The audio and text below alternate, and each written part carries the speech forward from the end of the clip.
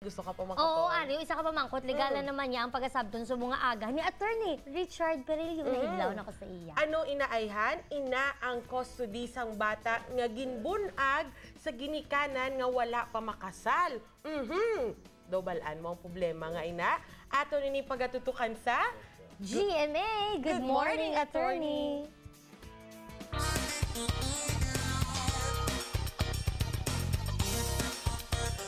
Good morning mga puso, ini si Attorney Richard Perillo para sa Good Morning Attorney.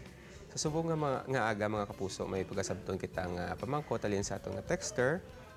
Hambal sa atong nga texter, sang una may ara sa nga boyfriend, kag during their relationship, nagbusong niya atong nga texter. So ginbayaan sang iya nga boyfriend, kag naka-move on naman ang atong nga texter. In fact, kalasalon na sa subong, pero gulpi lang niya naglutaw naman ang iya nga ex-boyfriend. Kag gusto yang kwaon ang ilang nga bata. So ang pamangkot sa atong nga texter, pwede ba lang nga basta-basta makwa sang iyang ex-boyfriend ang ilang nga bata. So ang bata nga subject sang pamangkot nga kapuso, makabig nga illegitimate child kay tungod nga nabunag siya sa sagwa sang kasal. So ano ba lang nakasaad sa layi regarding custody sa illegitimate child, no?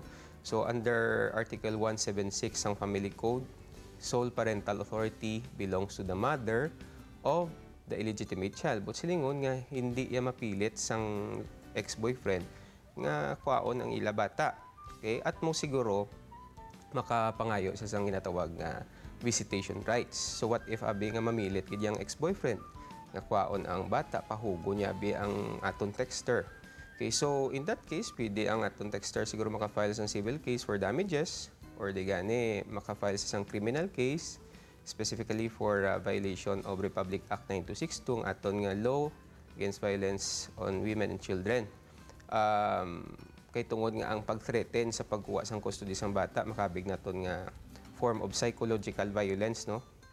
Patok sa nanay kag sa bata. Pwede man siguro makapangayo man sang protection order sa korte agud to nga matap na ang kung ano man nga sahi sang violence or pagpang-abuso nga makumit sang lalaki. Okay. So kung mayara kamo mga kapuso nga iban nga questions, okay, try gid na naton nga sabton padala lang sa aton nga Arangkada hotline sa liwat ini si Attorney Richard Perillo para sa Good Morning Attorney.